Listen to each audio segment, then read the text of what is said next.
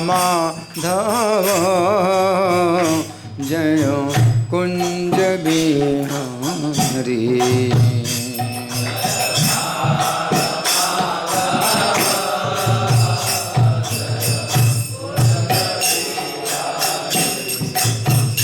जय गोपी जन वल्लभ जय गिरिवर धारी।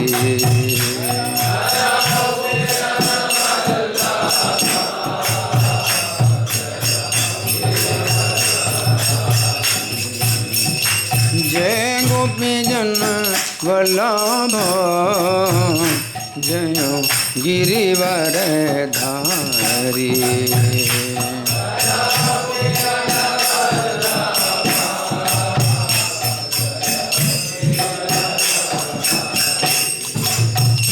जय यशोदानंदन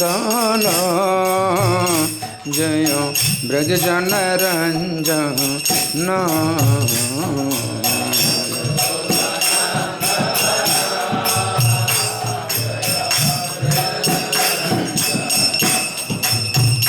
जय यशोदानंदन जय ब्रज जन रंजन।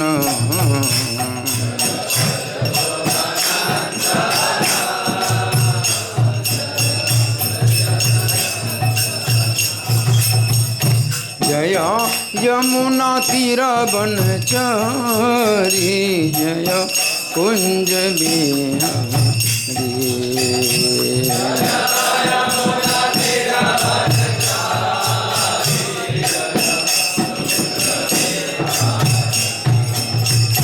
जय यमुना तीर बनचरी जय कुंज बिहारी।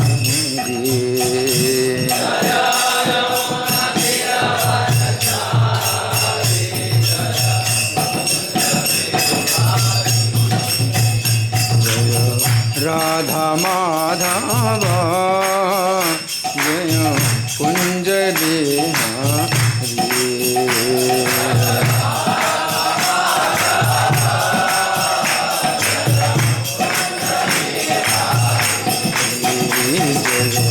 राधा माधव जय कुंज बिहारी।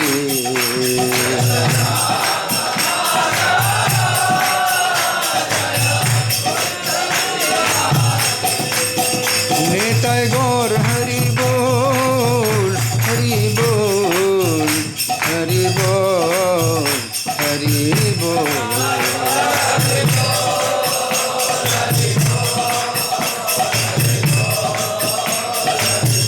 जय प्रभुपदा प्रभुपदा प्रभुपदा प्रभुपदा।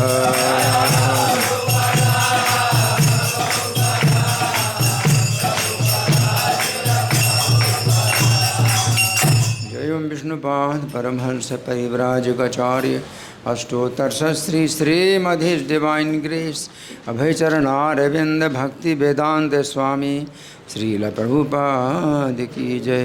नित्य लीला प्रविष्ट इस्कॉन फाउंडर आचार्य saviour of the whole world Srila Prabhupada की जय। नामाचार्य हरिदास ठाकुर की जय। प्रेम से कहो श्री कृष्ण चैतन्य प्रभु नित्यानंद श्री अद्वैत गदाधर श्रीवासादि गौर भक्त वृंद की जय। श्री श्री राधा पार्थ सारथी ललिता विशाखा गोप गोपिका श्याम कुंड राधा कुंड गिरि गोवर्धन की जय। श्री श्री गौनता की जय। श्री श्री सीताराम लक्ष्मण हनुमान की जय। श्री श्री लक्ष्मी नरसिंह प्रहलाद महाराज की जय। समवेत भक्त वृंद की जय। अनंत कोटि वैष्णव वृंद की जय। इस्कॉन वर्तमानाचार्य वृंद की जय। श्रीमती तुलसी शालिग्राम जलदान महामहोत्सव की जय। श्री चंदन यात्रा महामहोत्सव की जय। गौर प्रेमानंदे।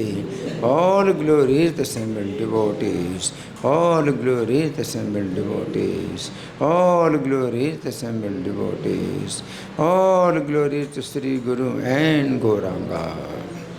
हरे कृष्णा। तो अभी इस घड़ी में सामने 4 बजने वाला है, तो कितनी देर तक करना है आप लोग? कितनी देर आपके पास समय है? 5 बजे तक है? 5 बजे तक पूरा समाप्त, 5 बजे तक पूरा समाप्त करना है। ठीक है, तो बस पूरा समय आप लोगों का ही है। तो आज सवेरे किसी भक्त ने मुझे रोक लिया, तो जैसे नरसिंह आरती शुरू हो रही थी, हाँ अच्छा ये भक्त है, इसने मुझे रोका है कि तुलसी शालिग्राम जलदान क्या होता है। तो उस समय जो है हम लोग जो है मतलब ऐसे व्यस्त हैं कि समय नहीं होता। मंगल आरती में कई ऐसे अवसर होते हैं कि जब हमारे पास रोकने का समय नहीं होता, तो मैंने फिर कहा कि अभी समय नहीं है मेरे पास। तो गोपी भाव प्रभु जो है मतलब बड़े उदार हैं, तो उन्होंने जो है आप लोगों के लिए आज पूरा समय दिया है अपने प्रश्न। तो पहले आप ही प्रश्न पूछें, आपने क्या पूछा था? हाँ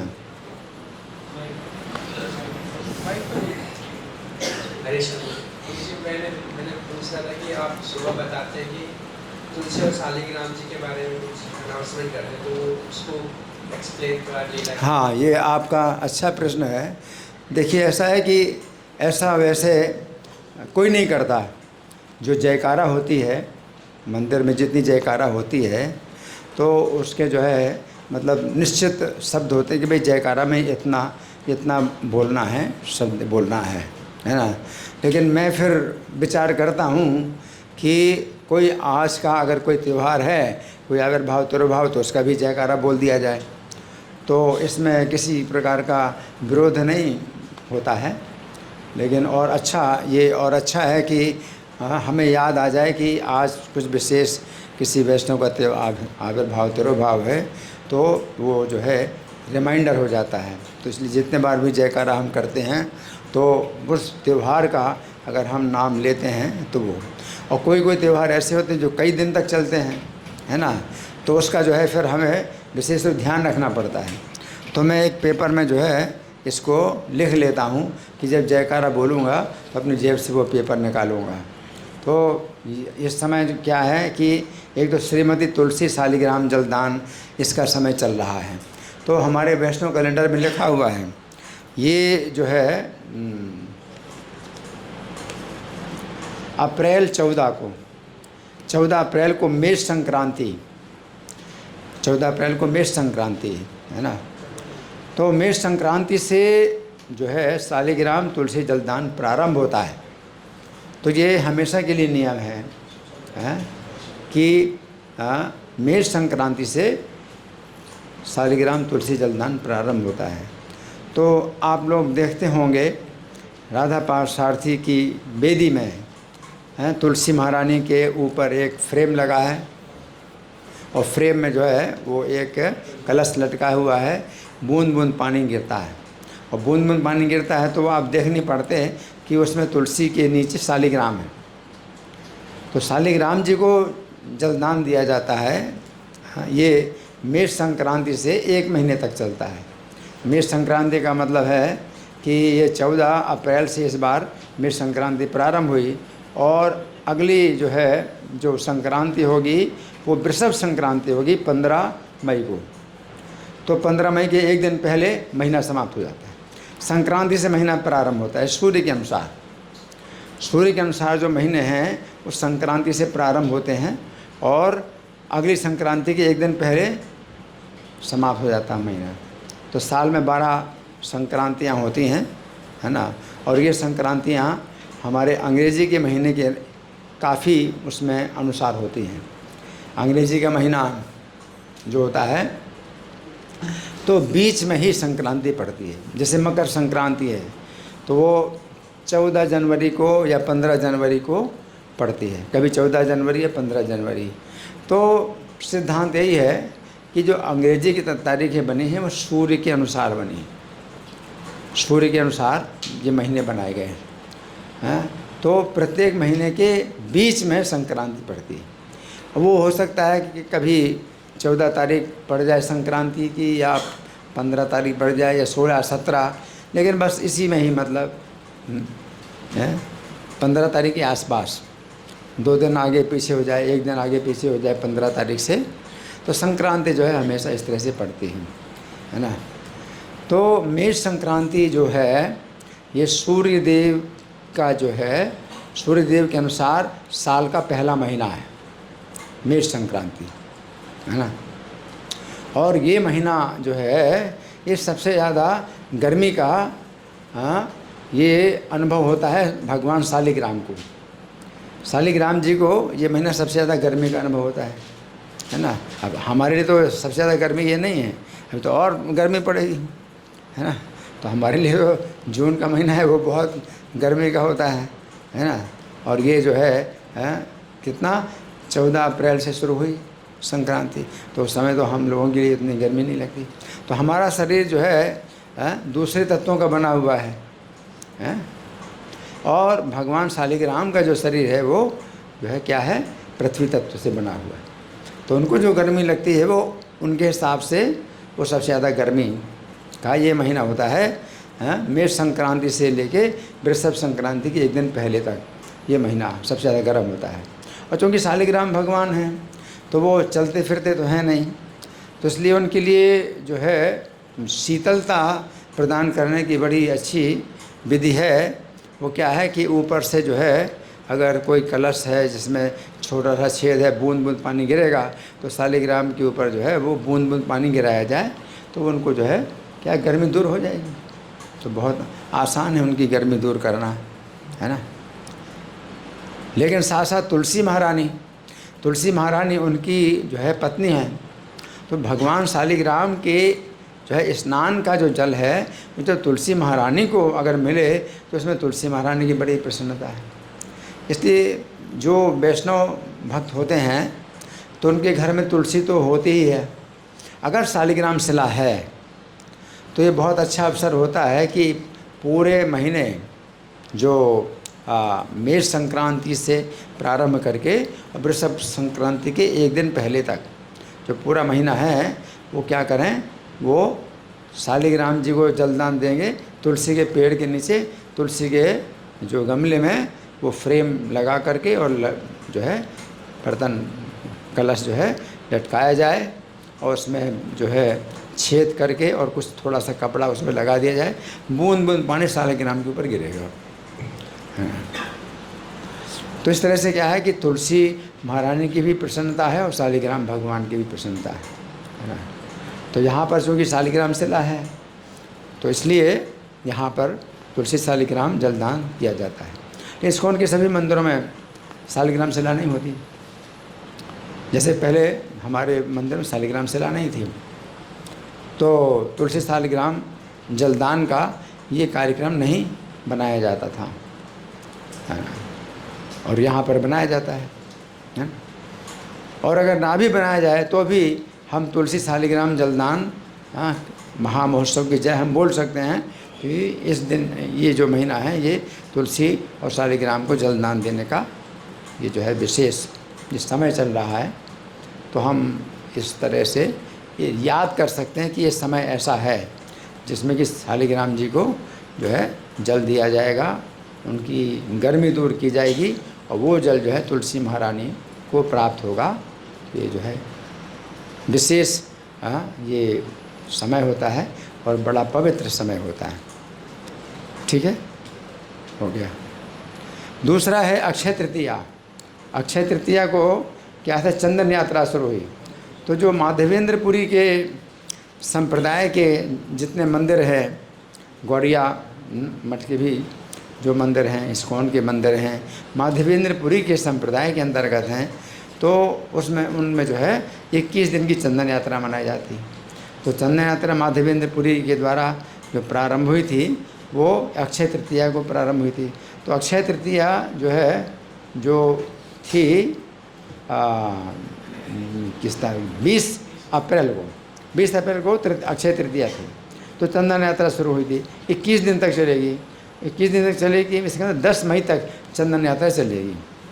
अगर आप जो है ये चंदन यात्रा 20 अप्रैल से जोड़ें, शुरू करेंगे तो 21 दिन पूरे हो जाएंगे 10 मई को, तो 10 मई तक चंदन यात्रा है ना।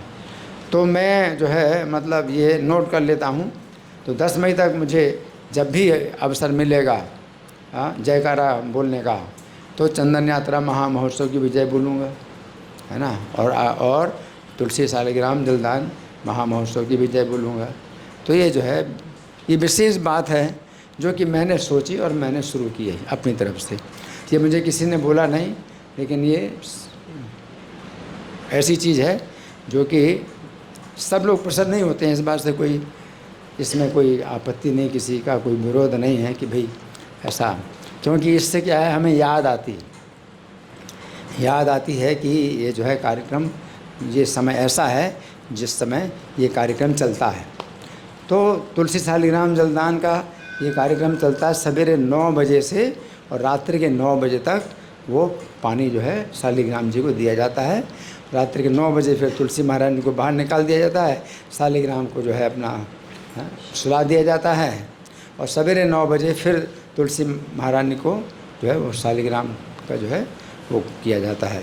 और 9 बजे 9 बजे तक का ये कार्यक्रम है। किसी भी घर में और किसी भी मंदिर में अगर वैष्णव का जो है घर है, वैष्णव का मंदिर है, तो तुलसी शालिग्राम, अगर शालिग्राम शिला भी है और तुलसी का वृक्ष भी है, तो तुलसी शालिग्राम जलदान का ज़रूर कार्यक्रम करना चाहिए। ठीक है, हाँ जी जी। हरे कृष्ण। धन्यवाद प्रभु जी, आपने अपना समय दिया। तो मेरा एक प्रश्न था कि लगभग आज से 7-8 साल पहले आपने चंदन यात्रा का एक लेक्चर दिया था, तो तब से मेरे मन में प्रश्न है। तो ऑनलाइन सुना था, कोविड के टाइम में आपने लेक्चर दिया था, तो उसके एंड में आपने बताया था कि जो मानवेंद्रपुरी जो ब्रिटिश में लेते गोपाल जी के, तो और अभी जो श्रीनाथ जी हैं, तो ज़्यादातर हम लोग मानते हैं कि श्रीनाथ जी गोपाल जी हैं, और आपने बताया था कि वल्लभाचार्य जी के अलग से प्रकट हुए थे श्रीनाथ जी, और जो अभी मानवेंद्रपुरी के गोपाल जी हैं वो भी लुप्त हैं।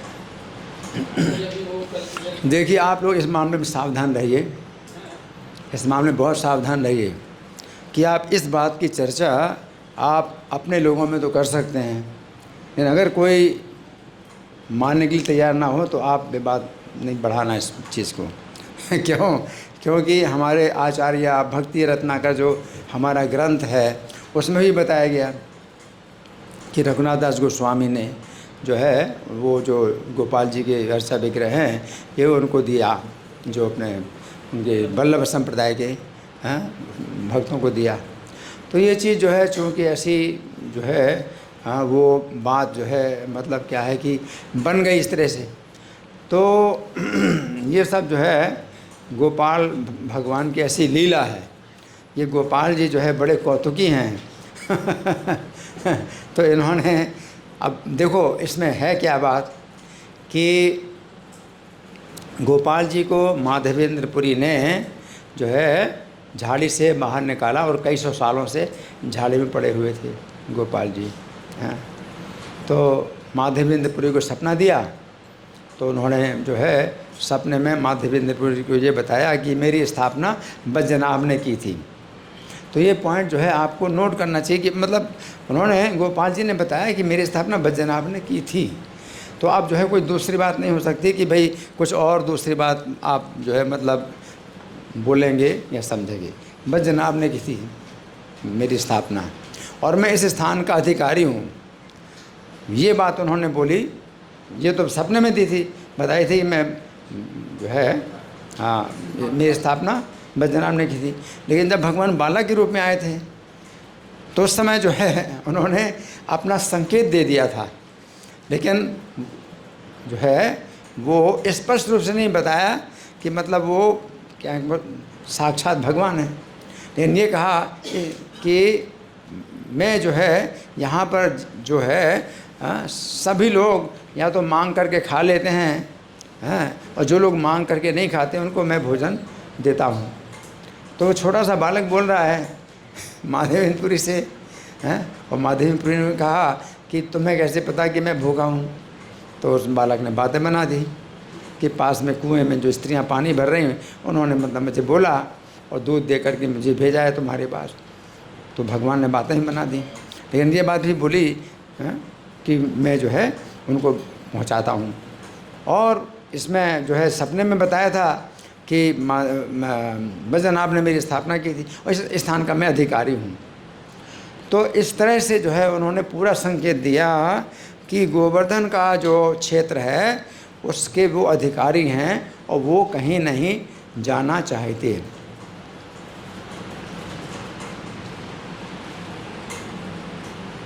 वो कहीं नहीं जाना चाहते और ये भी कि वो ही भोजन देते हैं, जो लोग मांगते हैं उनको भोजन वही देते हैं। आप वो ऐसा, तो इन सब बातों को जो है अगर आप नोट करो कि ये है ऐसा है, तो ये कहीं नहीं गए। और अब वहाँ जो है गोविंद कुंड में ही जो है वो आए थे माधवेंद्रपुरी को दूध देने के लिए। गोविंद कुंड के पास वृक्ष के नीचे माधवेंद्रपुरी भजन कर रहे थे और दूध देने के लिए आए थे। और फिर सपना भी दिया कि मुझे पास की झाड़ी से निकालो। तो जहाँ भी थे वो गोविंद कुंड के पास ही थे। और फिर वहाँ गोवर्धन के ऊपर मंदिर भी बनाया है ना। तो फिर बाद में जो है जब चैतन्य महाप्रभु आए तो उनका दर्शन करना चाहते थे, तो चैतन्य महाप्रभु गोवर्धन के ऊपर चढ़ना नहीं चाहते थे। तो उन्होंने फिर ऐसी भ्रांति फैला दी कि जो आतंकवादी हैं, मुसलमान लोग हैं, वो आ रहे हैं और मूर्तियों का खंडन करेंगे, मंदिरों को जो है तोड़ेंगे। तो भक्तों ने इससे डर करके, लेकिन गोपाल जी ने भ्रांति फैलाई थी, कोई चैतन्य महाप्रभु को दर्शन देना चाहते थे, तो गोपाल जी ने भ्रांति फैलाई। तो इसका मतलब है कि गोपाल जी है भ्रांति फैलाने में बहुत आगे हैं, बहुत आगे हैं। तो उसका कोई मतलब आधार ही नहीं था कि भाई वो आक्रमणकारी आएंगे और कुछ मंदिर तोड़ेंगे, ना कुछ हुआ ऐसा। लेकिन वो गाठुली ग्राम में उनको रखा गया एक घर के अंदर और चैतन्य महाप्रभु ने उनका दर्शन किया, है ना। तो वो फिर उसके बाद फिर वो मथुरा गए या नहीं गए वो तो हमें नहीं लगता कि मथुरा गए, लेकिन वो बताया जाता है कि मथुरा गए। हमारे जो भक्तिनाथ रत्नाकर ग्रंथ में वो मथुरा गए। फिर जो है वल्लभ संप्रदाय को दे दिया गया तो वो नाथ द्वारा में चले गए।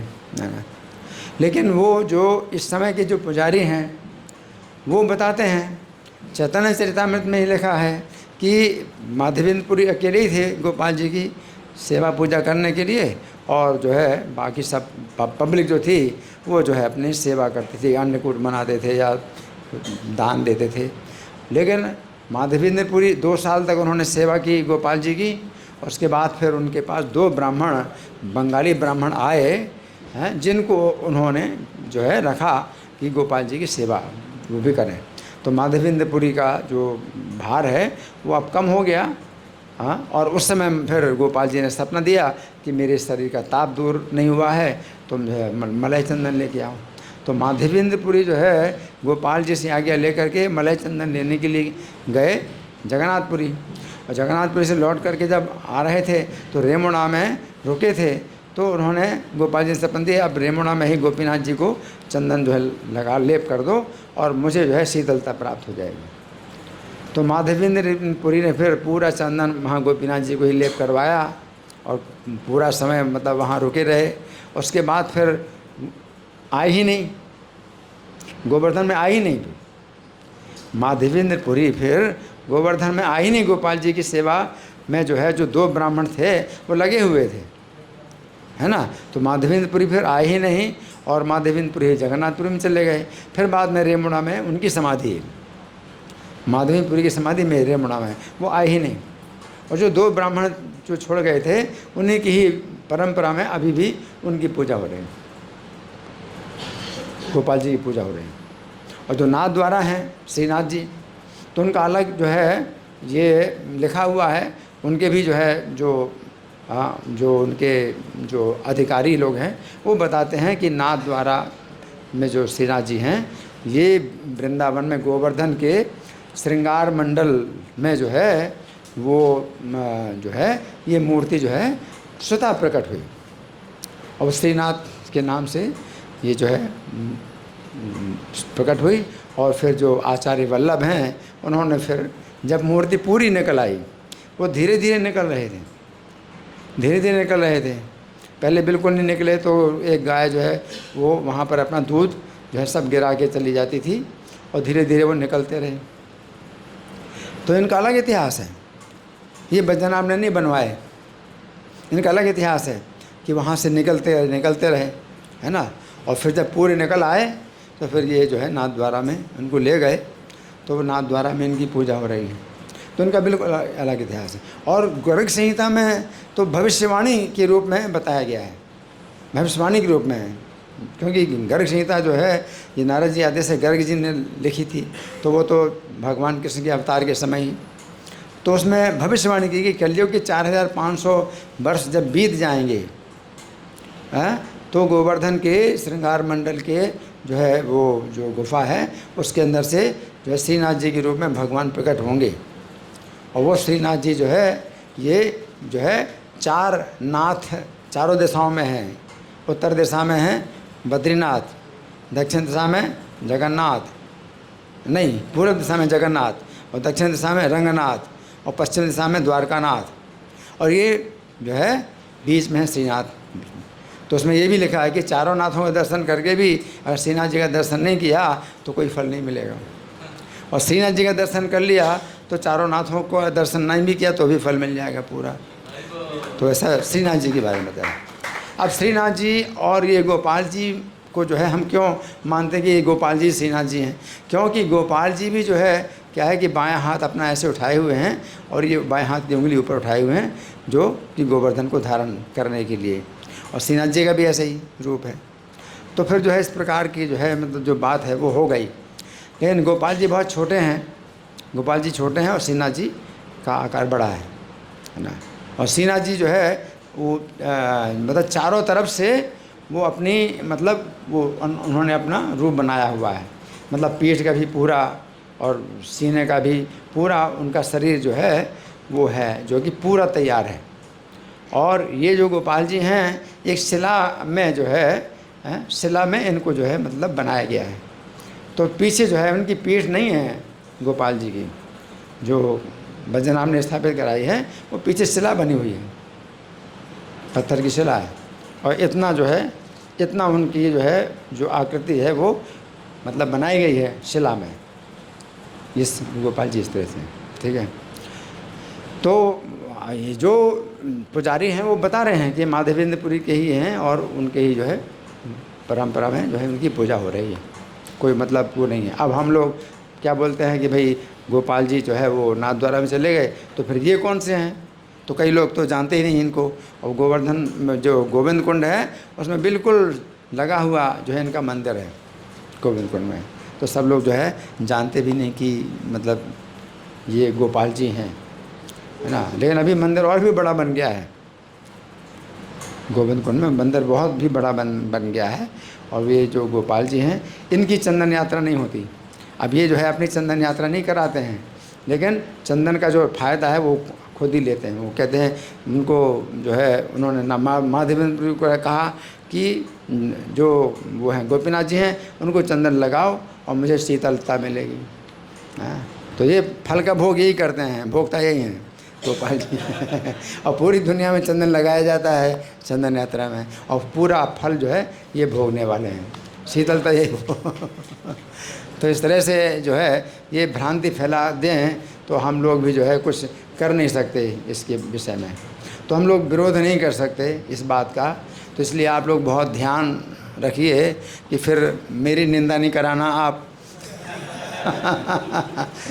तो इस बात को इस तरह से नहीं फैलाना कि फिर जो है वो मेरी निंदा करने लगे।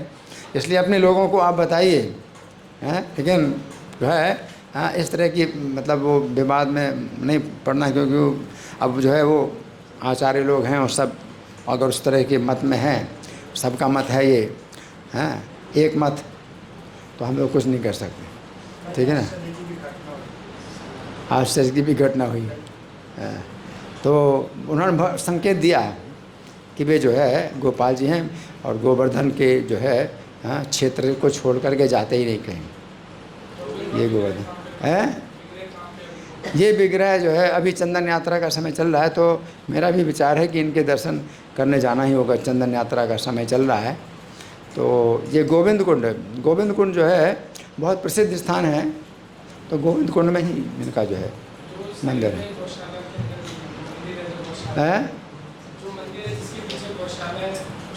गौशाला तो छोटी है, छोटी गौशाला है, 4-5 गाय हैं, लेकिन वो मंदिर काफ़ी बड़ा बन गया मंदिर। हाँ, तो वो गोपाल जी हैं।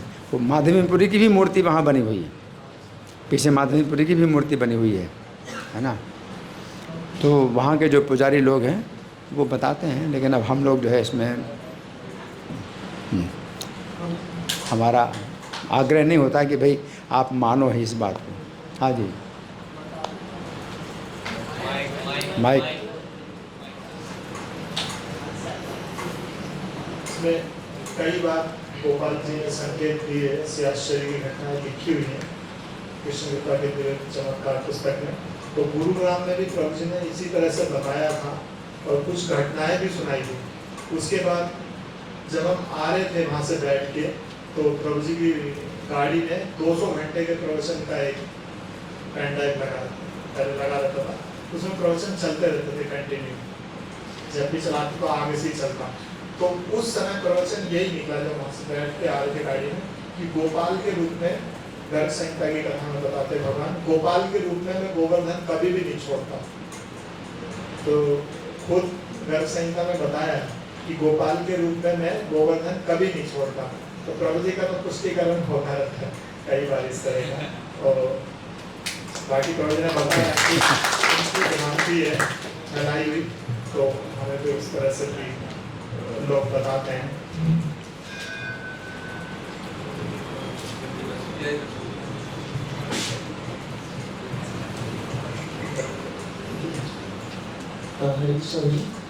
मेरा एक प्रश्न था कि जैसे भगवद गीता की भूमिका में श्री प्रभुपाद मेंशन करते हैं कि जो ब्रह्मलोक है वहाँ पे भी जो भौतिक जितने भी लोग हैं, मटेरियल प्लैनेट्स हैं, वो जो 4 जो भौतिक समस्याएं हैं वो वहाँ पे भी मिलती हैं ब्रह्मलोक में, जन्म मृत्यु जरा व्याधि।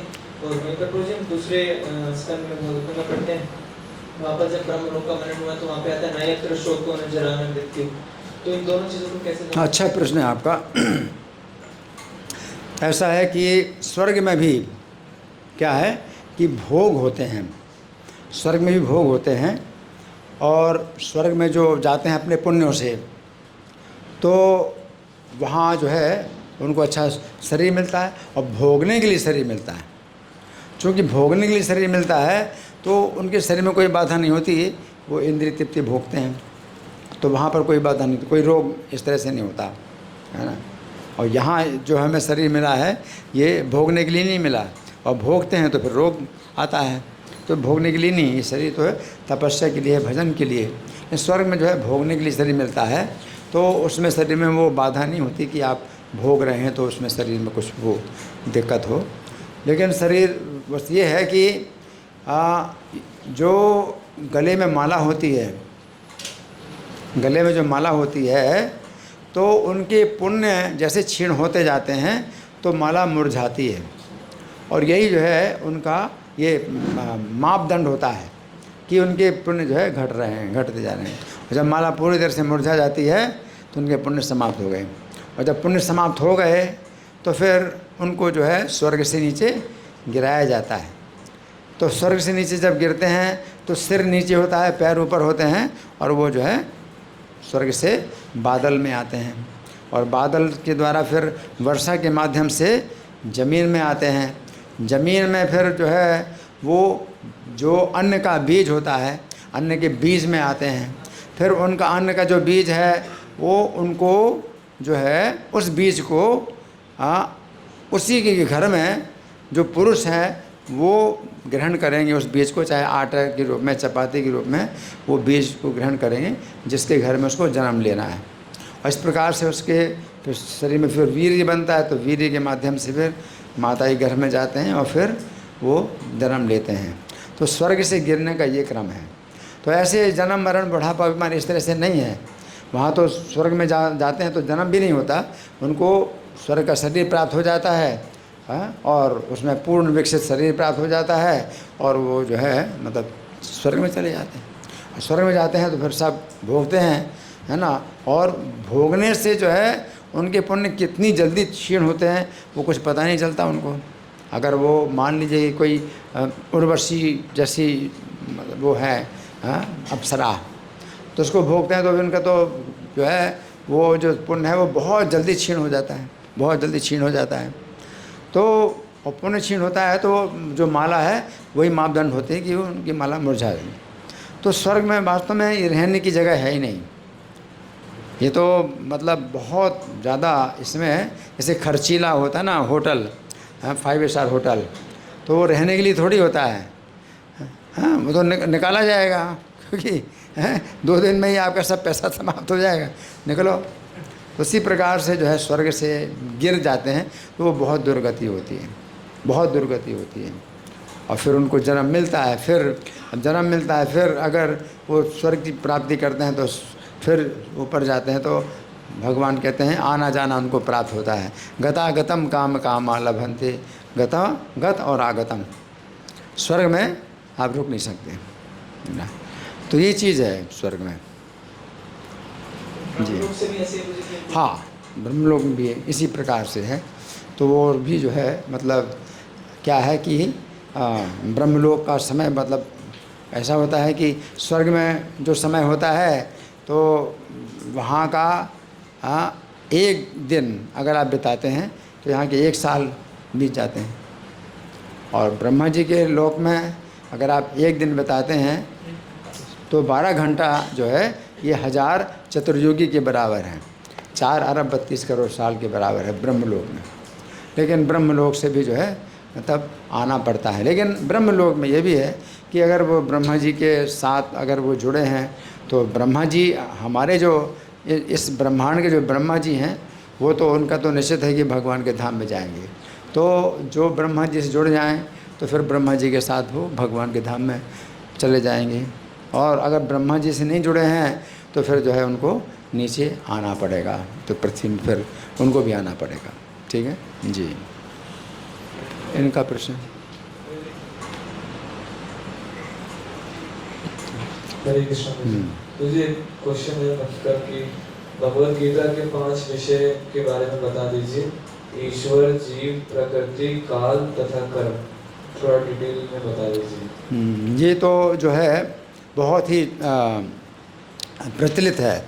ये 5 जो विषय हैं तो गीता में जो है 5 विषयों का वर्णन है, तो आप इस लोग खुद ही निकाल सकते हैं। जहाँ श्री कृष्ण अपना तत्व बताते हैं, है ना, तो वो ईश्वर तत्व का वर्णन आता है, और जीव तत्व का भी वर्णन आता है। जीव, है ना, भूतग्रामः स वयं भूत्वा भूत्वा प्रलीयते, जीव तत्व का वर्णन आता है ना। और अगर कृष्ण की शरण नहीं लेंगे तो जो है माया की सेवा में आप लगे रहेंगे। तो जीव के लिए भगवान ने सब बातें बताई हैं। ईश्वर तत्व अलग है, जीव तत्व अलग है, और प्रकृति तत्व है। मयाध्यक्षेण प्रकृति सोयते सचराचर, मेरी अध्यक्षता में प्रकृति चराचर सब शरीर बनाती है। तो भगवान की अध्यक्षता में प्रकृति शरीर बनाती है, तो उसी प्रकार से शरीर बनाती है। जैसे कि एक बच्चे का जो है जो वस्त्र है वो दर्जी सिलता है, लेकिन बच्चे के जो पिता हैं वो सिलवाते हैं, दर्जी को कहते हैं इस प्रकार का वस्त्र सिलो। तो प्रकृति जो है उनकी अध्यक्षता में, भगवान की अध्यक्षता में जीवों को शरीर प्रदान करती है, तो शरीर बनाती है, चर प्रकार के शरीर बनाती है। और कर्म है और काल, है ना, को काल तत्व का भी भगवान ने वर्णन किया है। जो सहस्रयुग पर्यंतम हरियत ब्रह्मणो विदु, काल तत्व को भी किस प्रकार से क्या है, अलग अलग स्थानों में अलग अलग प्रकार से काल की गति होती है, तो बताया है ना। और काल और क्या है, कर्म तत्व है। तो कर्म के अनुसार जीव को जो है मतलब कितनी प्रकार की गतियाँ मिलती हैं, वो सब कर्म के अनुसार मिलती हैं। तो ये 5 तत्व गीता के हैं। ठीक है जी। इनका फिर इन्होंने उठाया था, ठीक है। अच्छा, अभी आपके पास माइक है, जिसके पास माइक है फिर माइक इज़ राइट। ठीक है, आप बोलो। हरे कृष्ण। जी, जैसे हम समझते हैं कि मॉर्निंग प्रोग्राम की इम्पोर्टेंस कितना ज़्यादा है, कितना महत्वपूर्ण है, तो परंतु जब सेहत खराब रहता है तो उस समय में जो है दृढ़ता जो मॉर्निंग प्रोग्राम के प्रति है वो कंसिस्टेंसी टूट जाता है। तो जैसे आपने अपने सारा जीवन उसके प्रति मॉर्निंग प्रोग्राम के प्रति दृढ़ता और निरंतर रूप से आप फॉलो कर रहे हैं, तो जब सेहत अपना खराब है तो उस समय हम कैसे मतलब उस मॉर्निंग प्रोग्राम। इनका अच्छा प्रश्न है कि मॉर्निंग प्रोग्राम के लिए देखिए ऐसा है कि अगर कोई ब्राह्मण स्वभाव का है, अगर कोई ब्राह्मण स्वभाव का है तो उसका स्वाभाविक मन तपस्या में लगता है ना। समो नमस्तपः शौचम, है ना। तो तपस्या का मतलब शरीर की कुछ असुविधा हो लेकिन आप जो है उसको सहन करके नियम का पालन करते हैं, है ना। तो प्रभुपाद ने बड़ा जोर दिया है मंगल आरती, है ना, और क्लास प्रभुपाद ने बड़ा जोर दिया है। तो इस तरह से जो है फिर हम समर्पित हो जाते हैं। और मंगल आरती में ऐसा भी है कि शंख निश्चित रूप से बजेगा ही, शंख बजेगा ही 4:30 बजे, है ना। तो बाकी जो दूसरे कार्यक्रम होते हैं तो इसमें तो हम आगे पीछे हो जाते हैं, क्योंकि कभी कभी मान लो मीटिंग है तो 4 बजे मीटिंग होनी थी, आप आ गए लेकिन कोई आया नहीं, तो फिर वो मीटिंग होगी 4 बजे, फिर या लेट होगी, कितना लेट होगी कुछ पता नहीं। लेकिन जो मंदिर का जो कार्यक्रम है तो मंगल आरती का है तो शंख बजेगा ही, 4:30 बजे शंख बजेगा ही। जैसे क्लास है तो 8 बजे शुरू होगी ही, क्लास 8 बजे शुरू होगी ही। तो जब समय निश्चित हो जाता है किसी कार्यक्रम का तो फिर हमारे लिए जो है वो इसी प्रकार से जैसे कि सेना का अनुशासन होता है।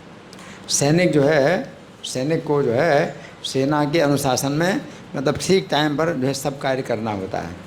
और प्रभुपाद ने एक सेना का ही जैसा उन्होंने जो भावना है वो पैदा की है इस्कॉन में, कि प्रभुपाद हैं सेनापति भक्त हैं, चैतन्य महाप्रभु के द्वारा भेजे हुए सेनापति भक्त हैं। तो प्रभुपाद ने जो है भक्तों की सेना बनाई, है ना। और मंदिर में भी जो है जो ऐसे पद होते हैं ना, है ना, पद होते हैं, तो वो भी जो है सेना की तरह हैं। जैसे टेम्पल कमांडर, आर्मी कमांडर होता है ना, तो टेम्पल कमांडर, है ना। तो कहीं किसी मंदिर में टेम्पल कमांडर ये कोई पद नहीं होता, लेकिन आर्मी का आर्मी कमांडर तो टेम्पल कमांडर। उसी प्रकार से आर्मी के भी जो है अध्यक्ष होते हैं, सेना अध्यक्ष, तो मंदिर के अध्यक्ष टेम्पल प्रेसिडेंट। तो सेना की ही तरह जो है ये सब जो है पद भी बनाए गए हैं। तो ये चीज़ जो है ये है कि आप लोगों का बड़ा सौभाग्य है, आप लोगों का बड़ा सौभाग्य है कि जो आप इस ट्रेनिंग में हैं और इस मंदिर में जो है ये ट्रेनिंग जो दी जाती है। तो पहले ऐसा नहीं था, तो इस ट्रेनिंग में आप लोगों को एक दूसरे से बहुत बल मिलता है। और आपके जो लीडर हैं गोपी भाव प्रभु हैं और ये भक्त हैं उनके साथ में, तो वो लीडर हैं। तो इस तरह से आप लोगों को बहुत बल मिलता है, ठीक है ना। तो जितना अधिक हो सके आप करो, क्योंकि प्रभुपाद ने ये कहा कि मंदिर के ब्रह्मचारियों के लिए मंगल आरती ज़रूर है कि भाई उनको आना है मंगल आरती में। बाकी जो गृहस्थ हैं उनके लिए इतना कठोर नियम नहीं है, क्योंकि उनके ऊपर परिवार है, व्यापार है, सब भार होते हैं उनके। हाँ, तो वो मंगल आरती में आएंगे नहीं आएंगे, हाँ, उनके लिए इतना कठोर नियम नहीं है। लेकिन जो मंदिर के ब्रह्मचारी हैं उनके ऊपर कोई परिवार का भार नहीं, कोई व्यापार का भार नहीं है ना। तो उनके लिए तो ज़रूरी है कि भाई वो मंगल आरती में उठें। और अगर मंगल आरती में नहीं आए तो नो मंगल आरती नो प्रसादम। तो प्रभुपाद ने मतलब इस तरह का भी कुछ बात जो है बनाई थी ना। और बहुत साल पहले ग्रेटर कैलाश में जब मंदिर था तो महाराज गोपाल कृष्ण गोस्वामी जो है मीटिंग में खुद जो है मतलब एक बार अपनी तरफ से भी बोले थे। वो बोले थे कि अगर मैं किसी कारण से मंगल आरती में नहीं आता हूँ तो फिर मैं जो है उस दिन सवेरे का प्रसाद नहीं लेता हूँ। और मंगल आरती में नहीं आए तो उसके उचित कारण भी मतलब होते हैं कि वो रात में बहुत देर से आए मंदिर में, या कुछ तबीयत ठीक नहीं रही, या सो नहीं पाए रात भर, तो कई भी कारण हो सकते हैं। लेकिन तो अभी वो बता रहे थे कि अगर मैं मंगल आरती में नहीं आता हूँ तो फिर मैं सवेरे का प्रसाद नहीं लेता हूँ। तो कुछ इस तरह की बातें हैं कि ये है।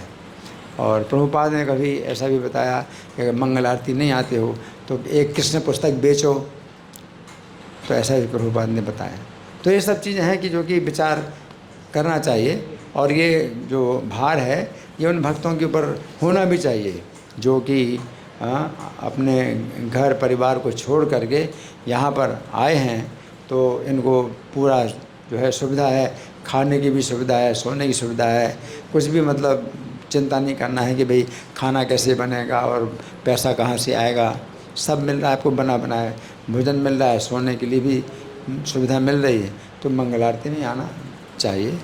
तो अब ये जो है मतलब ये बहुत मतलब मुझे इससे जो है बहुत बल मिला, आप लोगों के द्वारा बहुत बल मिला। पहले सब पीबीटी की ट्रेनिंग नहीं होती थी, है ना, और मंदिर में भक्तों की जो है बहुत ज़्यादा अनियमितता थी, बहुत अनियमितता थी। विशेष रूप से क्लास में भक्त लोग नहीं बैठते थे, है ना, तो बहुत अनियमितता थी।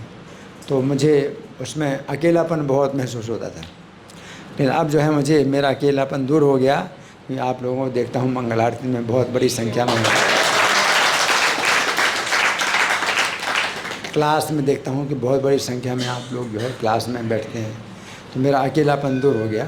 बहुत सालों से ऐसा मैं चाहता था कि मंदिर का ऐसा जो है वो वातावरण मिले, और फिर एक दूसरे से भी हमको बहुत बल मिलता है कि मुझे मंगल आरती में आना। अब जैसे आज भी मेरी तबीयत बहुत ख़राब थी और 2:45 बजे का अलार्म बज गया, तो मुझे बहुत तकलीफ़ हुई बोल उठने में। लेकिन फिर मुझे लगा कि मेरा नियम है, मेरा नियम है, और मेरे इस नियम की प्रशंसा भी बहुत होती है, तो मुझे उठना चाहिए।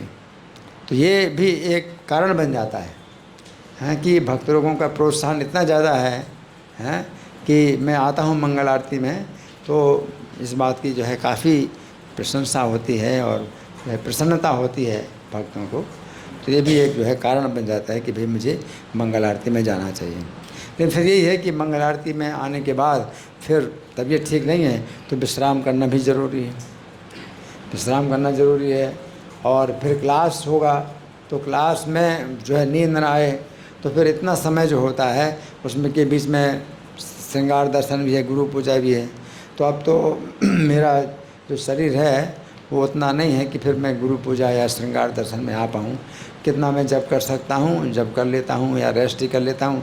क्लास में नींद ना आए फिर मेरी ये चिंता होती है, क्लास में नींद ना आए, है ना। तो पर्याप्त जो है मुझे विश्राम मिल जाता है, आप लोगों को विश्राम नहीं मिल पाता।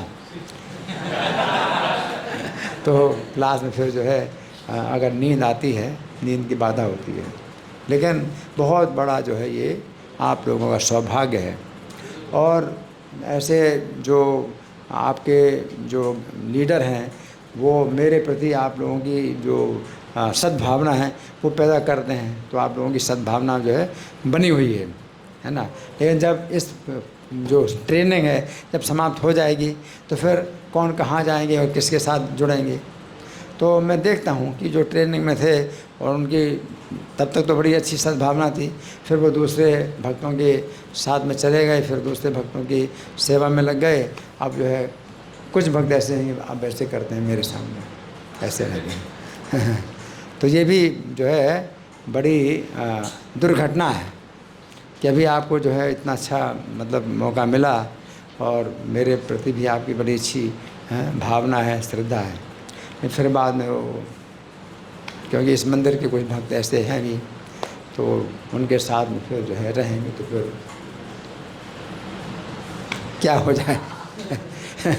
तो मैं तो यही चाहता हूँ कि आप जो है किसी भी सेवा में रहें, लेकिन मेरे साथ आपकी जैसी भावना बनी हुई है वो ऐसी बनी रहे, तो मैं तो यही चाहता हूँ।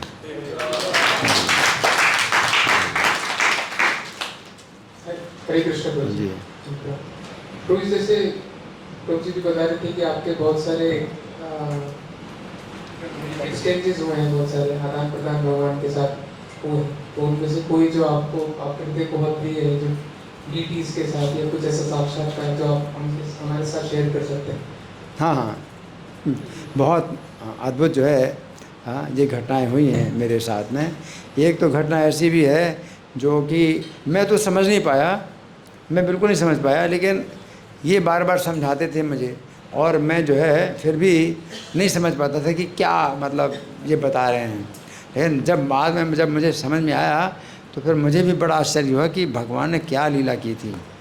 तो करौली में जो मदन मोहन जी हैं, है ना, तो अब मेरा तो उस समय यही नियम था उसी दिन वापस आना है। 2020 में कोरोना से ही जो है फिर नियम परिवर्तित हो गया। तो वहाँ जो है करौली में मैंने एक बार ये विचार किया कि सनातन गोस्वामी जो है मदन मोहन जी को अपने साथ रखते थे तो आमने सामने बात करते थे, और मदन मोहन जी सनातन गोस्वामी से बिल्कुल आमने सामने बात करते थे। और लेकिन वो अभी करौली में है, तो जयपुर तो हम कई बार जा चुके हैं, तो जयपुर में तो हमने राधा गोविंद के भी दर्शन किए, है ना, और बहुत से अर्चा विग्रहों के, लेकिन मदन मोहन जी के दर्शन जो है मैंने सोचा कि मैं करूं, है ना। तो अब मदन मोहन जी के दर्शन कैसे करें, 450 किलोमीटर हैं यहाँ से, 450 किलोमीटर हैं। अच्छा, तो मुझे पता नहीं था कि कितने दूर हैं। तो और मदन मोहन जी भी जो है चाहते थे कि मुझे वो दर्शन दें, तो इसलिए उन्होंने मुझे ये बात जानने नहीं दी कि 450 किलोमीटर दूर है वो, क्योंकि मैं फिर कार्यक्रम रद्द कर दूंगा। तो उन्होंने मुझे जानने नहीं, मतलब इस बात को जानने नहीं दिया। मदन मोहन जी मतलब इतने मतलब विनोदी स्वभाव के हैं और साथ साथ दयालु भी हैं कि वो मुझे दर्शन भी देना चाहते थे और मेरे मंगल आरती के नियम की भी रक्षा करना चाहते थे। तो उन्होंने मुझे जाने नहीं दिया। मैंने पहले दीन नायक से पूछा कि भाई करौली में मदन मोहन जी के दर्शन क्या हो सकता है, तो दीन नायक ने बड़े जो है उससे सरलता से कहा कि हाँ हाँ दर्शन हो जाए, कोई दिक्कत नहीं है। आप वृंदावन वो जयपुर जाएंगे तो जयपुर के पास ही करौली है, तो पता लगा लेना, करौली दर्शन कर लेना, जयपुर के पास ही जयपुर से 250 किलोमीटर। हाँ हाँ, उन्होंने कहा जयपुर यहाँ से 250 किलोमीटर है और जयपुर के पास ही करौली है और आप दर्शन कर लेना मदन मोहन जी के। तो हम जो है किराई गाड़ी ले करके अपने 4-5 जो अपने संगी थे उनके साथ हम चले जयपुर। और जयपुर जब मतलब बहुत निकट आ गया तो पूछा किसी से कि करौली कहाँ पर है, तो किसी ने कहा अब देखो हम जिससे बोल रहे हैं तो मदन मोहन जी जो है हाँ बहुत इसमें ध्यान रख रहे हैं कि मैं किससे बात कर रहा हूँ, तो वो क्या बोलेगा वो मदन मोहन जी उसको कंट्रोल कर रहे हैं। तो जिस व्यक्ति से हमने पूछा कि यहाँ से करौली कहाँ है, तो बोला करौली पास में 10 किलोमीटर है यहाँ से। तो सही दिशा में बता दिया, लेकिन 10 किलोमीटर बताया, तो हम सही दिशा में चले। और जब 10 किलोमीटर गए तो कोई चिन्ह नहीं करौली का, पूछा भाई करौली यहाँ कहाँ है, तो फिर दूसरे व्यक्ति कोई मदन मोहन जी जो है सबके सिर में सवार हो जा रहे हैं और वो सिर में सवार हैं सबके। तो उस व्यक्ति ने फिर क्या बताया 30, उसने कहा 30 किलोमीटर। मैंने कहा ये क्या है, अभी 10 किलोमीटर बताया, फिर यहाँ से और 30 किलोमीटर, चलो ठीक है 30 किलोमीटर और चले। फिर वहाँ जो है करौली का कोई चिन्ह नहीं, तो फिर पूछा किसी से कि कितना किलोमीटर है, कहाँ है करौली, तो उसके ऊपर भी मदन मोहन जी उसके सिर में सवार हैं, वही बुलवा रहे हैं। तो उसने कहा यहाँ से 50 किलोमीटर है। अब 50 किलोमीटर बहुत बड़ा मतलब अजीब लगा कि क्या ये लीला हो रही है हमारे साथ, अभी 50 किलोमीटर, हमें तो वापस जाना है। चिंता भी थी कि हमें वापस अपने दिल्ली मंदिर में जाना है, तो 50 किलोमीटर चले, है ना। तो फिर वहाँ जो है पता लगा है करौली का कोई चिन्ह नहीं। तो फिर किसी से पूछा करौली कहाँ है, तो बोले करौली यहाँ कहाँ है, यहाँ से 90 किलोमीटर है। अब मदन मोहन जी ने अब मतलब सही सूचना दी, क्योंकि अब मैं कहीं जा नहीं सकता, अब मुझे जाना ही पड़ेगा। तो हमने कहा चलो 90 किलोमीटर और चलो, क्योंकि अब मदन मोहन जी अगर चाहेंगे तो मेरे नियम की रक्षा होगी, नहीं तो मैं तो मतलब अपने नियम की रक्षा मैं नहीं कर सकता। तो फिर जो है वहाँ पर गए, करौली में भगवान मदन मोहन जी का मंदिर मिला, और मंदिर में जब गए तो पता चला कि दर्शन होगा शाम को 7 बजे दर्शन होगा। हम पहुँचे 3 बजे, है ना। हाँ, तो 7 बजे उस दिन दर्शन होना था। अब हमने सोचा कि भाई 7 बजे दर्शन होगा, अभी तो और ज़्यादा लेट हो रहे हैं, हम तो सोचे भी दर्शन करके वापस आ जाएं, तो 7 बजे दर्शन होगा। तो फिर बाद में 7 बजे दर्शन करके 7:30 बजे फिर हम जो है चले। तो ऐसे 9 घंटा लगा था। हम जब यहाँ से गए थे तो 9 घंटा लगा था करौली जाने में। तो अगर 9 घंटा लगेगा और 7:30 बजे निकलेंगे तो 4:30 बजे पहुँचेंगे। लेकिन हम पहुँच गए कितने, 1 बजे, 1 बजे पहुँच गए।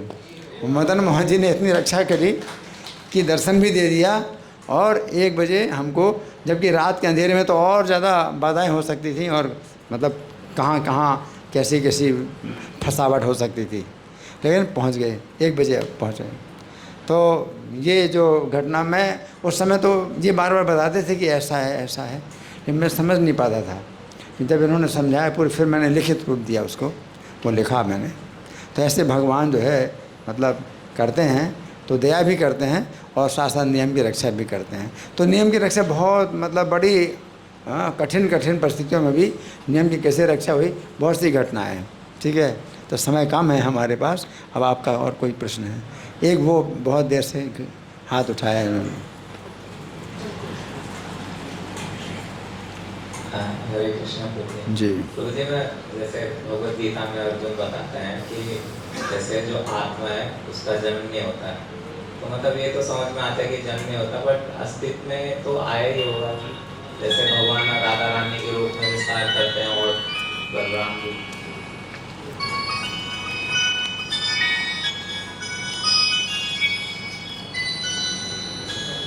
हरि बोल। कृष्ण गोपीनाथ।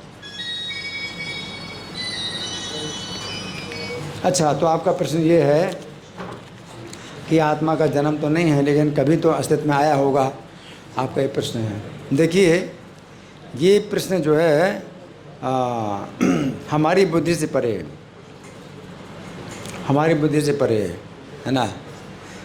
जब भगवान गीता में कहते हैं कि कभी ऐसा समय नहीं था जब मैं नहीं था, तुम नहीं थे और ये सब लोग नहीं थे, और ना कभी ऐसा समय होगा जब मैं नहीं रहूँगा, तुम नहीं रहोगे और ये सब लोग नहीं रहेंगे। तो प्रत्येक जीव व्यक्तिगत रूप से नित्य आत्मा है, ठीक है ना। प्रत्येक जीव व्यक्तिगत रूप से नित्य आत्मा है और कभी भी ऐसा समय नहीं था जब हम नहीं थे। लेकिन बस यही है कि जैसे ब्रह्मा जी की का जब जीवन समाप्त होता है, तो जितने भी जीव हैं, भगवान के सर्वभूतानि कौन्ते प्रकृति में यान्ति मामिकाम, प्रकृति में चले जाते हैं, तो प्रकृति में लीन हो जाते हैं जितने जीव। तो सुप्त अवस्था होती है वो जीवों की, प्रकृति में लीन हो जाते हैं जीव। तो और वो इतनी लंबी ये अवधि होती है कि प्रकृति में लीन रहते हैं कि ब्रह्मा जी का एक जीवन काल उसमें भी चला जाता है ना। तो ब्रह्मा जी का एक जीवन काल 31 नील 10 खरब 40 अरब वर्ष, तो ब्रह्मा जी का जीवन काल है जिसमें कि हम लोग जो है इस भौतिक संसार में रहते हैं और बार बार दिन और रात होते हैं। तो वो सृष्टि प्रलय वो भी होती है, वो नैमित्तिक प्रलय होती है, और जो प्राकृत प्रलय होती है वो ब्रह्मा जी के जीवन के बाद होती है। तो उसमें प्रकृति में हम प्रवेश करते हैं, तो वो सुप्त अवस्था में होते हैं। या हमारे कर्मों के जितने भी लेखा जोखा है वो सब सुरक्षित रहता है, ठीक है ना। ब्रह्मा जी के जीवन काल तक जो है प्रकृति में हम लीन रहते हैं, लेकिन हमारे कर्मों का लेखा जोखा सब सुरक्षित होता है। और फिर जब ब्रह्मा जी पैदा होते हैं और फिर सृष्टि होती है तो हमारे फिर कर्म वही उसी प्रकार से चलते हैं जी। अभी 1 2 3 4 5 6 7 ये ऐसे कर, चलो इनको दे दो।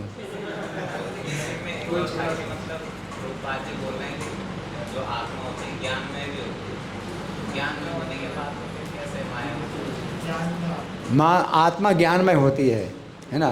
देखिए, ज्ञानमय का मतलब ये भी कह सकते हैं कि आप जो है जब भगवान के धाम पहुंच जाएंगे तो आपका जो है वो ज्ञान है तो वो जाग जाता है। सच्चित आनंद है ना, तो आत्मा सच्चित आनंद है, तो चित्त का मतलब ज्ञान, तो वो आपका जो है ये स्वरूप है वो जागता है।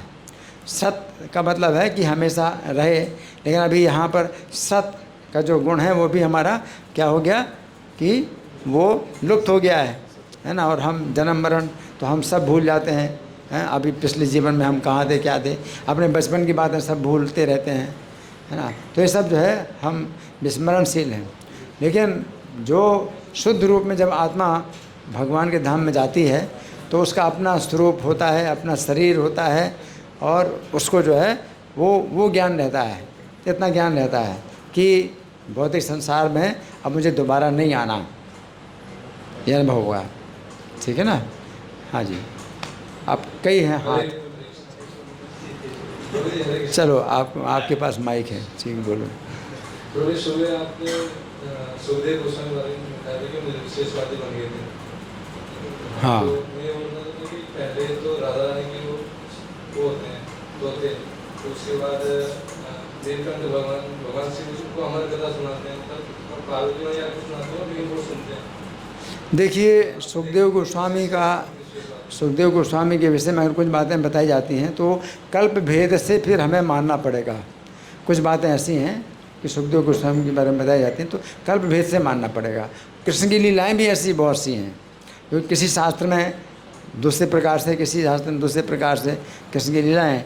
और अगर आप मानेंगे कि भाई हाँ कृष्ण की लीला अगर इस शास्त्र के अनुसार ऐसी है तो उस शास्त्र के अनुसार वैसा हो नहीं सकता, तो कल्प भेद से हमें मानना पड़ता है ना। तो जो सुखदेव गोस्वामी हैं ये व्यास जी के पुत्र हैं, है ना। तो व्यास जी के पुत्र हैं और ये निर्विशेषवादी थे। तो प्रारंभ में ये निर्विशेषवादी थे और इनको ब्रह्मराज कहा भी जाता है कि माता के गर्भ में जो है ये ब्रह्म के जो है ध्यान में ये इनकी रक्षा हो रही थी। तो रात का मतलब रक्षा, तो ब्रह्म के जो है ज्ञान से ये अपनी रक्षा कर रहे थे कि गर्भ के कष्ट का अनुभव नहीं कर रहे थे। ब्रह्म का ज्ञान का मतलब है कि मैं शरीर नहीं हूँ, तो वो ब्रह्म ज्ञान इनको गर्भ के अंदर ही था।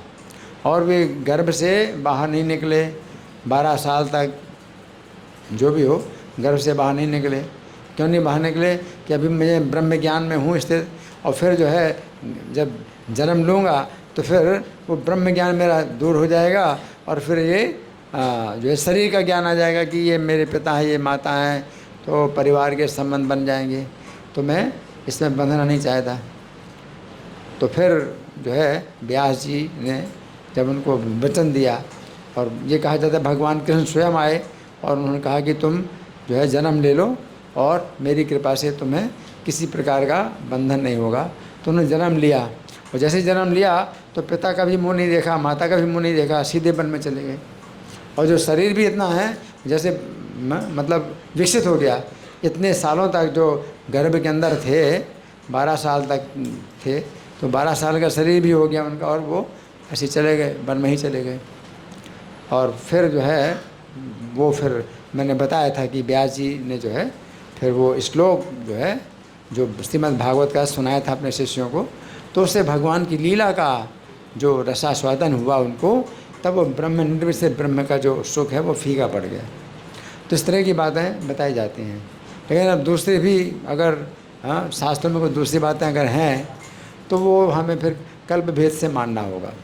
ठीक है जी। जी अब माइक किसके पास है? आपने प्रश्न पूछा क्या? पहले पूछ लिया? नहीं पूछा, चलो बोलिए। प्रभु जी शास्त्रों में रुचि कैसे बढ़ाएं? शास्त्रों में रुचि, देखिए शास्त्रों में जो रुचि है ये होती है आदो श्रद्धा। सबसे पहले अगर आप जो है पुण्यात्मा होते हैं तो भगवान कहते हैं कि पुण्यात्मा से जो है कोई व्यक्ति भक्त बनता है, और जो पापी लोग होते हैं तो वो जो है मेरी शरण में नहीं आते, मेरे निकट नहीं आते। तो आप हरे कृष्ण मंत्र का आप जाप करते हैं और अपराध नहीं करते हैं, तो वो जो आपका बनता है सुकृत बनता है, तो उससे आपको श्रद्धा पैदा होती है। पहले सबसे पहले आपको श्रद्धा होती है, और श्रद्धा का मतलब है शास्त्रों में श्रद्धा, कि आप जो है शास्त्र में जैसा बताया गया है उसमें आपकी श्रद्धा पैदा होगी। और शास्त्र में श्रद्धा तो आप जो है उसको पढ़ते हैं, शास्त्र को पढ़ते हैं और शास्त्र को सुनते हैं, तो ये अपने उससे कारण अपने सुकृति के कारण। और जब सुकृति और बढ़ जाती है तो फिर साधु संग करते हैं, फिर भक्तों का संग करते हैं, क्लास में बैठने में भी आपको फिर आनंद आता है। तो इस तरह से ये होते हैं अपने सुकृति के कारण। ये शाम तुंद कदम पापम जनानाम पुण्य कर्मणाम। तो आप हरे कृष्ण मंत्र का जाप करते हैं और अगर आप अपराधों से बचेंगे तो फिर वो आपकी सुकृति वो बनेगी, आपके पाप नष्ट होंगे और आपके पुण्यों का जो खाता है वो बढ़ेगा। तो आप इस तरह से आगे बढ़ेंगे। ठीक है, ये सात्विक पुण्य है, सतोगुण में है। जो आपकी जो हरे कृष्ण मंत्र का जो जाप करते हैं तो इससे आपका शुद्धिकरण होगा, आपकी चेतना शुद्ध होगी। चेतना शुद्ध होगी तो आपको श्रद्धा पैदा होगी। तो हरे कृष्ण मंत्र का जाप कर दें तो आपकी चेतना शुद्ध होगी। अगर भौतिक इच्छाएं हैं भी आपके अंदर तो वो भौतिक इच्छाएं कमज़ोर होती जाएंगी और जो है सात्विकता आपकी बढ़ेगी। ठीक है, इनका प्रश्न माइक किसके पास है? अब माइक जिसके पास है भाई बोलो जी। जरूरी सुबह जो मंगला आरती होता है तो जैसा आप सीताराम लक्ष्मण हनुमान जी का दर्शन करने जाते हैं तो और भी जो लेडीज है राधा पाठ करते तो वहाँ नहीं जाते तो सीधा। हाँ, अच्छा प्रश्न है। देखिए, इसका जो है जो मुख्य कारण है वो ये है कि जैसे गौर निताई के हमने दर्शन किए, ठीक है, पहले तो हम ऐसे करते थे, एक एक के दर्शन करते थे। तो एक एक दर्शन करते, गौर निताई के दर्शन किए, फिर राधा पार्थसारथी, फिर सीताराम के दर्शन किए और फिर वहाँ उसके आगे फिर कुछ है ही नहीं तो फिर वहीं पर रुक जाते हैं, है ना। और अब हम राम दरबार की तरफ विशेष रूप से जाते हैं। पहले तो हमारा यही था कि यहाँ से क्रम से फिर राम दरबार के बाद कुछ है ही नहीं तो फिर राम दरबार में खड़े हुए, है ना। अब मैं जाता हूँ, अब तो मैं सेंटर में ही प्रणाम करता हूँ, फिर सीधे राम दरबार की तरफ जाता हूँ। तो राम दरबार का जो कारण है वो एक तो ये है कि बचपन से ही हमारे जो पिताजी थे वो राम कथा के बहुत बड़े विद्वान थे और रामलीला में विशेष रूप से वे बिना माइक के ही बोलते थे। इतनी आवाज़ तेज़ होती थी उनकी कि बहुत दूर तक सुनाई पड़ती थी और चूँकि रात में बिल्कुल शोरगुल होता ही नहीं था तो बहुत दूर तक आवाज़ उनकी जाती थी। और वो जो है रामलीला में जो दृश्य होता था उसका वो वर्णन करते थे कि श्री रामचंद्र सीता जी के साथ लक्ष्मण के साथ आवत भये वन में जावत भये, जैसे बन जाते हैं तो इस तरह से बोलते थे वो। तो वो जो है हमारे पिताजी का बहुत बड़ा अधिकार था, बहुत बड़ा सम्मान था। और रामचरितमानस में उनकी बहुत अभ्यास था कि कोई भी चौपाई है वो गाते थे तो बहुत मधुर स्वर में गाते थे, अपनी मस्ती में गाते थे, है ना। और कभी दो हाथ गाते थे अपनी मस्ती, तो बहुत मधुर गाते थे वो। तो उनका जो है मतलब समाज में उनका बहुत बड़ा स्थान था। हालांकि व्यापार करते थे, अनाज का व्यापार करते थे, सेठ जी बोलते थे उनको, कोई ऐसे पंडित जी कुछ नहीं बोलते थे, सेठ जी बोलते थे, हाँ। लेकिन उनका जो है बहुत, और तो हम जो है उनके साथ अपने पिताजी के साथ जाते थे रामलीला में भी। हमें विशेष मौका मिलता था वहाँ बैठने का जहाँ की रामलीला बिल्कुल सामने दिखाई पड़े, क्योंकि और लोगों को, पब्लिक को बहुत दूर बैठना पड़ता था और वो जो है ना देख पाए रामलीला, बहुत दूर से आवाज़ भी ना सुनाई पड़े। हम अपने पिताजी के साथ में होते थे तो बहुत पास से देखते थे। तो रामलीला में बहुत रुचि हमारी मतलब बन गई थी, क्योंकि सब आपस में चर्चा करते थे रामलीला में क्या, आज क्या लीला होगी, आज क्या लीला होगी। तो राम का जो है विशेष रूप से हमारे जीवन में जो है स्थान है। ठीक है। हरे कृष्ण। प्रभु जी ने कि आप कैसे प्रेम पूर्वक भाव से आप दर्शन करते हो वो हमें बताएं, हम तो अभी वहाँ तक पहुँचे नहीं है। क्या जी? मतलब कैसे प्रेम पूर्वक भाव से दर्शन करते सीताराम लक्ष्मण, मेरे को भी बहुत अच्छा लगता है। मतलब सीता माता बहुत सुंदर है, तो आप कैसे प्रेम पूर्वक? देखिए, ऐसा है कि राम दरबार में खड़ा मैं ज़रूर होता हूँ, लेकिन वो राम दरबार से मुझे वो समता प्राप्त होती है कि किसी में भी जो है मतलब वो अंतर नहीं मालूम पड़ता। राम दरबार से मैं गौर निताई को भी देख लेता हूँ, वहाँ से जो है राधा पार्थसारथी को भी दर्शन करता हूँ। वो स्थान ऐसा है जहाँ खड़े होकर मैं तीनों का दर्शन करता हूँ, तो उसमें कुछ अंतर नहीं मालूम पड़ता कि भाई राम दरबार में कुछ विशेष है और राम गौर निताई में या उनमें कुछ अंतर नहीं मालूम पड़ता। राम दरबार से जो है हमें मतलब पूरी तरह से समता के धरातल पर, तो हम जब गौर कथा करते हैं तो गौर कथा में बहुत रुचि होती है, जब राम कथा करते हैं राम कथा में बहुत रुचि होती है, कृष्ण कथा करते हैं कृष्ण कथा में रुचि होती है। तो कथा जो है कोई भी कथा हो तो हम लोग रुचि लेते हैं। क्लास में रुचि लेते हैं तो पूरा क्लास है वो तो वो क्लास में रुचि लेते हैं। गीता क्लास है उसमें भी रुचि लेते हैं। तो जो तत्व ज्ञान है तो उसमें जो है हमें मतलब पूरी तरह से रुचि है कि गीता का तत्व क्या है। ठीक है जी। है एक प्रश्न, हरे कृष्ण प्रभु जी। एक प्रश्न। प्रभु जी, ये मन के बारे में थोड़ा कुछ विस्तार से बताएं, क्योंकि हम लोग क्लास में सुनते हैं मगर मन के बारे में कुछ अपना अनुभव बताएं प्रभु जी का। फिर से बोलो क्या कह रहे हैं? मन मन मन माइंड नहीं पूरी बात बताओ क्या कह रहे हैं? जैसे मन के बारे में कुछ वर्णन कीजिए प्रभु जी। और जैसे मन जैसे भौतिक होता है आध्यात्मिक होता है उसी तरह अपना कुछ अनुभव करके मन के बारे में कुछ बताइए। ये जो मन है तो ये मन एवं मनुष्याणाम कारणम बंध मोक्षयो, बंधन और मुक्ति का कारण मन ही है। हालांकि जो बुद्धि है तो बुद्धि जो है मतलब निर्णय करती है कि हमें क्या करना क्या नहीं करना, लेकिन मन का इस बारे में मामले में बहुत महत्व है कि मन जो है आप जो है जिस तरह से आप मन लगाते हैं जहाँ पर मन लगा हुआ है तो उसी प्रकार की आपको गति प्राप्त होगी। और मन से ही जो है बंधन का भी कारण बनता है और मुक्ति का भी कारण बनता है ना। मन ही जो है शत्रु है हमारा, मन ही हमारा मित्र है ना। तो मन को अगर आप बस में करते हैं तो आपका ये जो है मित्र का कार्य करेगा, और मन को अगर बस में नहीं किया तो शत्रु का कार्य करेगा। बंधुरात्मा आत्मनस्तस्य ये नाम में आत्मा आ जाता है। तो जिसने अपने मन को जीत लिया है, इसके लिए आप मन को पीटो। ये जो है अगर आप मन को पीटते हैं तो ये मत सोचना कि हम पीटेंगे तो फिर ये जो है बुरा मान जाएगा और हमारे विरुद्ध काम करेगा, ऐसा नहीं है। इसका स्वभाव ऐसे ही है, अगर ये पिट जाता है तो सुधरता है और अपने बस में रहता है। इसलिए हमारे जो आचार्य हैं उन्होंने यही कहा है कि रात में इसको जो है 100 जोतों से पीटो और सवेरे 100 झाड़ुओं से पीटो, है ना। तो इस तरह से मन जो है पवित्र होता है, शुद्ध होता है और आपके बस में रहता है। ठीक है तो जी मन भौतिक होता है या आध्यात्मिक होता है? अब नहीं हो गया। अब कभी और दोबारा आप कर सकते हैं। ठीक है।